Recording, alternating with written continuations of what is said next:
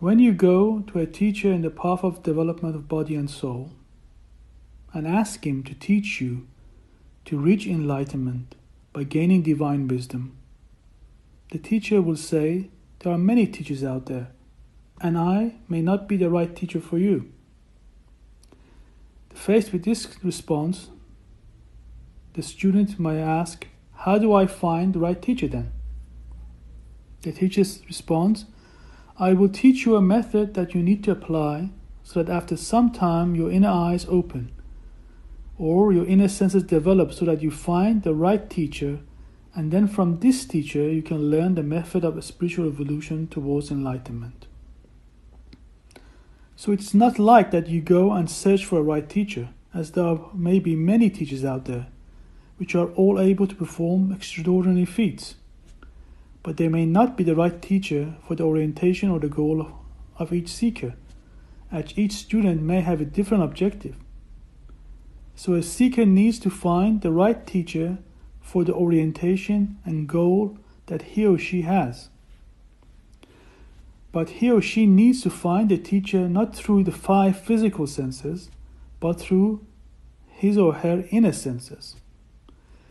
But to be able to use the inner senses, one needs to open one's third eye, which is part of our inner senses, or supersensorial perception, and this requires a method.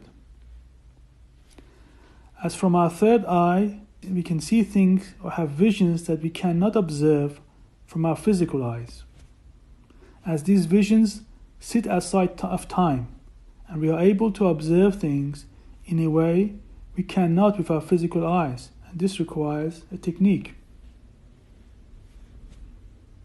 So you first need to find a teacher who can teach you to open your third eye, so that you can find the right teacher for achieving your objective.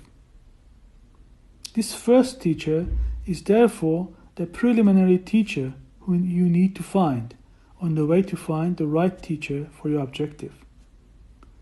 This is the method in the School of Development of Soul and Body. And this teaching is not a group teaching. It is a one-to-one teaching that a teacher gives to his or her student. So it is based on development of individual capacity of each seeker, and the teacher is not after gaining large number of students, but instead in helping each motivated student to develop their potential.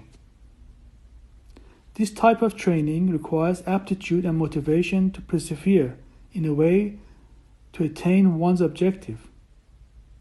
There are individuals who have outlined their experiences, but a teacher in this school is not interested in explaining his or her experiences, but instead he or she is interested in training motivated students to open their own third eye so they can have their own experiences.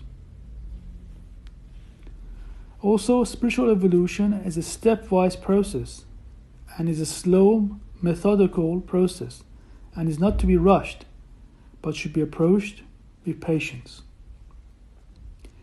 Here in this school, we are not interested in explaining what happens during the process, but instead to develop each student to have their own experiences and not to rely on other people's experiences, as personal experiences bring with it inner certitude. But this certitude is for the seeker themselves and can't be relayed to another person. This is an important point, as the seeker through experiences reaches individual certitude that transcends doubt. All these are preliminary steps in a spiritual seeking, and not the actual method itself which one needs to follow to reach enlightenment. But this is like learning a musical instrument, as on day 1, a student can't read or even understand the notes. He can't even hold the instrument properly. But over the years, step by step, the student becomes more proficient in playing the instrument by following the guidance of his or her teacher. This is the same for spiritual evolution, where the student step by step moves from one station to another until the student reaches Fano, or enlightenment, or nirvana, where he or she comes face to face with universal consciousness or the absolute reality.